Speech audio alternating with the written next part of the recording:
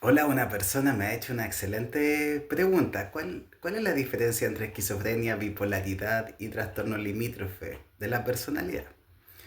Bien, primero entendamos lo que es una psicosis. La psicosis significa cuando una persona se sale de la realidad.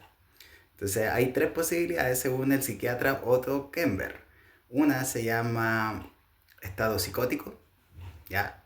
Otra se llama estado neurótico, que es en el que estamos habitualmente, neuróticos. Y otra se llama estado limítrofe, que está al medio. Entonces, por lo tanto, la persona con trastorno limítrofe de la personalidad tiene micropsicosis, se va ocasionalmente al lado psicótico, ocasionalmente pierde el juicio de realidad. Bien, entonces son categorías distintas. En el manual psiquiátrico hay ejes, ¿ya? En los diagnósticos. El eje uno tiene que ver con el trastorno psicopatológico y entre ellos está la esquizofrenia y la bipolaridad. Y en el eje 2 están los trastornos de la personalidad, que son el limítrofe, el narcisista, el histriónico y otros, muchos más, el dependiente.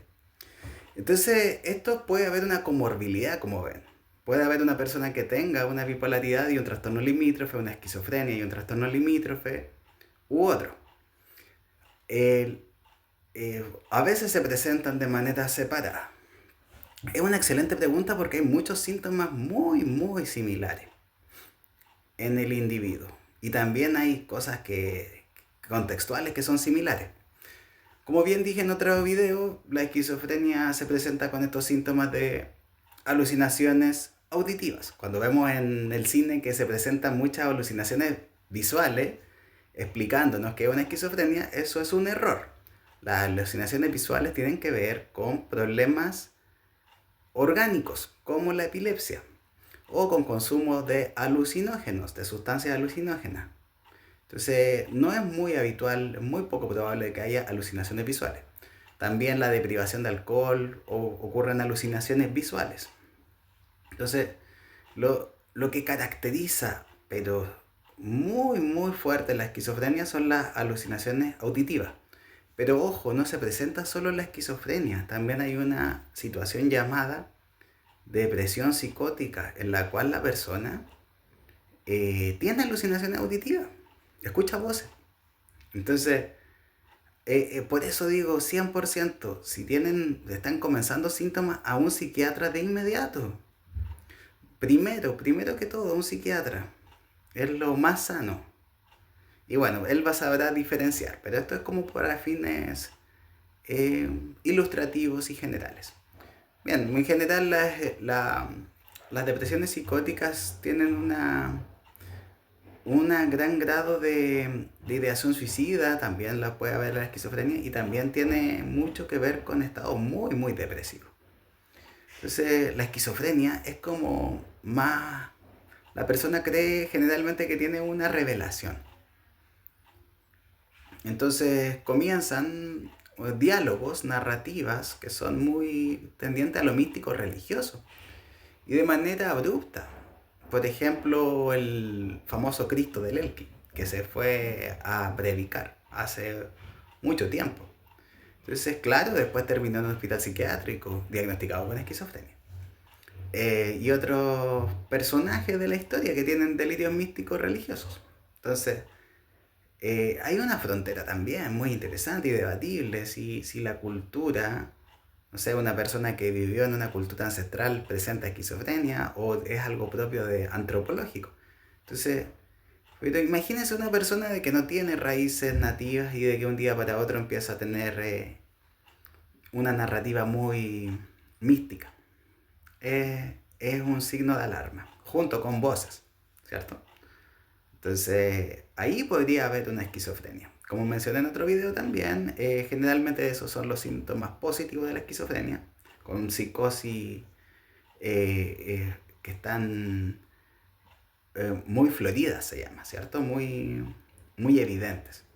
Y también oscila con un síntomas negativos de la esquizofrenia, o sea, los síntomas positivos y los negativos. Los negativos tienen que ver con un estado similar a la depresión. La persona no se baña, no tiene una desesperanza y un montón de otras cositas. Entonces es muy fina la línea. Bien, pasemos ahora a la bipolaridad. La bipolaridad se caracteriza por algo que se llama manía. Eso es lo que diferencia la bipolaridad de otras situaciones psicopatológicas. La manía significa, no es como dicen así en el lenguaje común, como que tengo manía por la limpieza o manía por comer chocolate. No.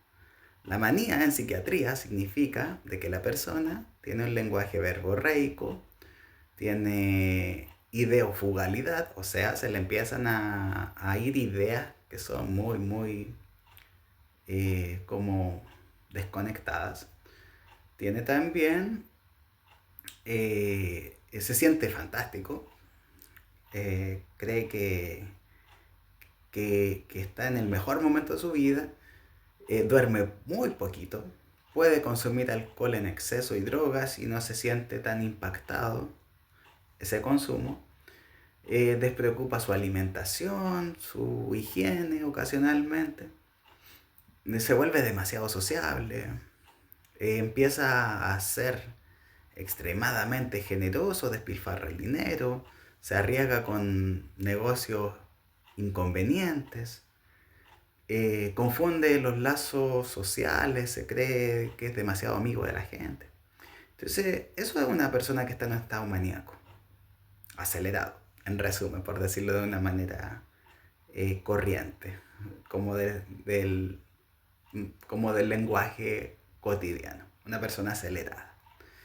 Esta situación puede escalar a tal punto de alcanzar la psicosis o perder un poco el juicio de la realidad.